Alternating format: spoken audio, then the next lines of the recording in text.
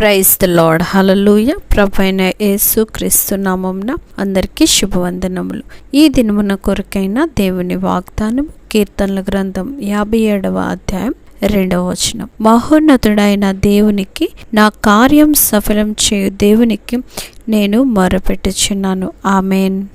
దేవుడు మహోన్నతుడు, ఆయన సర్వోన్నతుడు, అందరికీ పైగా ఉన్నవాడు, ఎంతో ఉన్నతమైనవాడు. ఆయన కార్యములు నెరవేర్చే దేవుడు కనుక నీ ఆపదలో, అవసరతలో, అక్కరలో, మూయబడిన పరిస్థితులలో, భయములలో అన్నిటిలో నీవు ఆయనకు మొరపెట్టి ఆయన యొద్ద అంగలార్చినప్పుడు ఆయన నీకు సహాయం చేయును.